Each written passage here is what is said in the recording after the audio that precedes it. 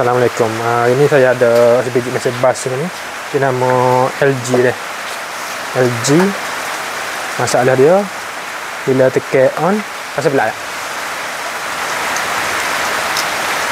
Bila tekan on nak start tu dia akan keluar error dah. Error macam ni. Error gini. Nanti saya tercek dulu. Apa dia? Saya suspeknya sensor dia. Nanti saya tukar dulu. Selepas cari-cari ke apa, saya tukar baru dah ni sensor dia, tapi tak jadi juga naik error gitu kok.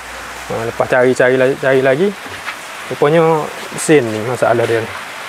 Nampak tak? Ni ada sorak ni putus.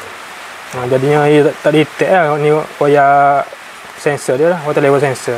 Dia tak detect lah tu dia naik error tu. Saya telah sambung dulu macam mana. Okey, lepas sambung balik wayar putus tu, kita teratas balik. Tengok mesin redar dia tu. Maknanya tak ada error dah.